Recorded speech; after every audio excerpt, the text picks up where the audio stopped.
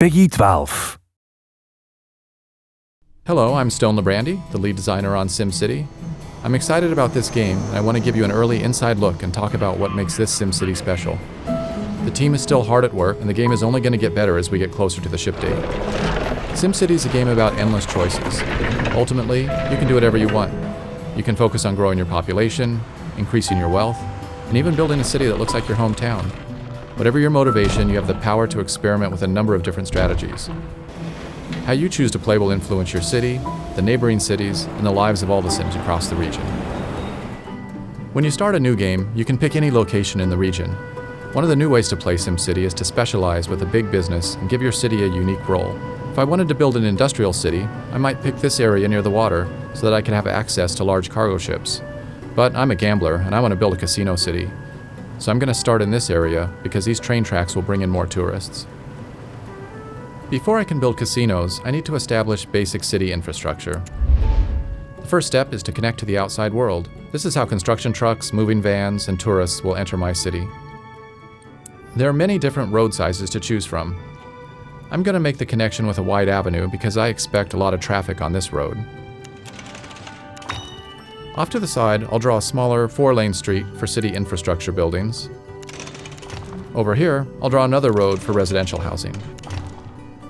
In the zone palette, there are 3 different zone types: residential, commercial, and industrial. I'll start by zoning a residential area where I want my houses to appear. I just paint along the roads like this. The surveyors will prepare the lots and get everything ready for the construction trucks.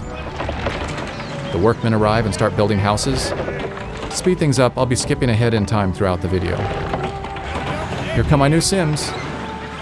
Getting them into my town is easy. The trick is getting them to stay. All Sims need 2 things: money and happiness. I'll start with the money first. Sims need jobs in order to make money. A simple way to create jobs is to build some factories. Factories also generate tax revenue, which will help me pay my city's bills. I zone for industrial just like I did for residential.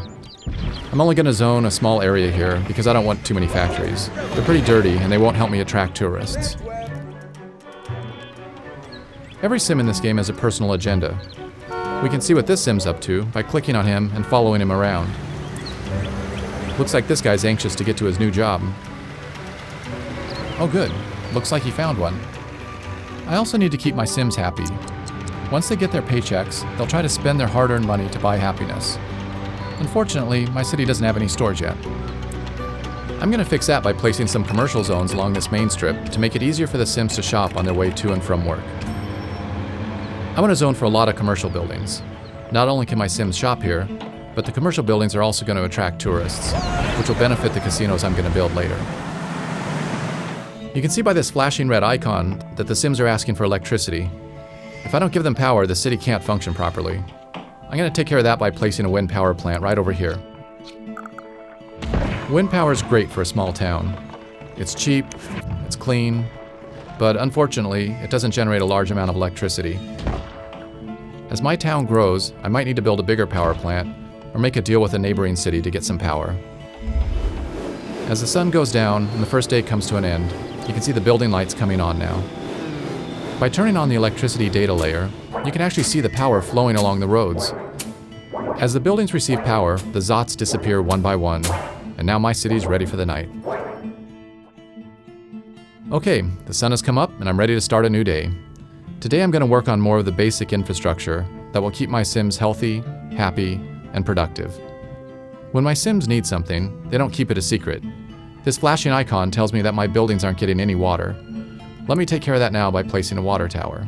Before I do that, I need to see how much water is available. This data layer gives me an X-ray view of the water table. The darker the blue, the more water is available to pump. There's a large amount of water over here, so this is a perfect spot for me to place the water tower. All buildings must be placed along roads. I don't expect too much traffic out here, so I'm going to draw a cheap 2-lane road to the aquifer. The water flows along the roads just like power does. There's no need for me to construct a separate pipe network. Alright, looks like the water problem's solved. Whenever the Sims use water, they immediately convert it into sewage. In this view, you can see that the sewage is starting to build up in the pipes. I don't take care of this problem soon, it's going to get converted into ground pollution, which creates sickness and lowers the land value. The quickest and cheapest way for me to deal with this problem is just to dump it all into a corner of the town and hope that my Sims don't notice. I'll draw a new road out into this forest and place my sewage pipe over here. Problem solved. In addition to sewage, Sims will also generate garbage. My town is still young, so I don't have a garbage problem yet. But since I'm already polluting this corner of my town, I might as well place my dump here too. It's important to make sure that you keep your garbage and sewage away from your water supply. If the ground pollution gets into the pipes, your entire city could get sick. Garbage trucks will drive around town, picking up garbage cans and dumpsters. When a truck gets full, it'll return to the dump and unload. Eventually, the dump is going to fill up, and then I'll either have to expand it or start burning the garbage. But that's a problem for another day. I also need to keep my city safe, and my casinos are going to attract a lot of criminals. I could wait until the crime becomes a problem, but it's usually smarter to be prepared ahead of time. Notice that the data layer is showing a green overlay on the streets that are more likely to be patrolled. Crime problems tend to occur in commercial areas, so I'll put my police station over here.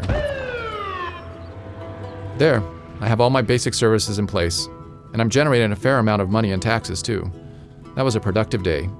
Now that I have a solid foundation, it's time for me to start specializing in gambling. To save some time, I've jumped forward a few days. My city's a little bigger, and my population has grown. As I mentioned earlier, one of the new things you can do in SimCity is to create a big business. I'm ready to start building up my casino empire now. Casinos can generate large profits, but only if you can get enough tourists through the door. I can't immediately start building a fancy Las Vegas strip.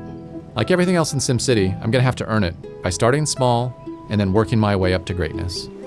Each casino caters to a different wealth class of tourist. These casinos cater to lower class, these to middle class, and these to upper class. I only have enough money to place this small gambling hall, but if I can make it profitable, then I'll be able to unlock bigger and more expensive casinos and attract wealthier tourists. Right now, I just need to focus on getting as many tourists into this casino as possible. The regional road will bring in some tourists, but not enough for me to guarantee a big profit. To increase the flow of tourists, I need to provide an alternative mode of transportation into this city. There are several options available to me.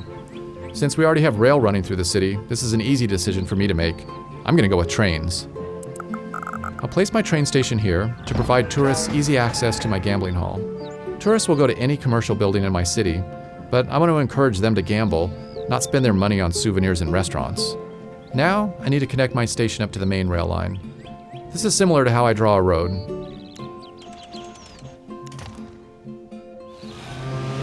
And here comes my first trainload of tourists now. Looks like my little gambling hall is a hit. I'm already making a profit, and things are looking good. My casino city is off to a good start, but I still have a long way to go. That's one of the great things about SimCity. No matter how much you do, there's always new things to try. Thanks for watching. See you next time, and we'll take a closer look at multi-city play in the region.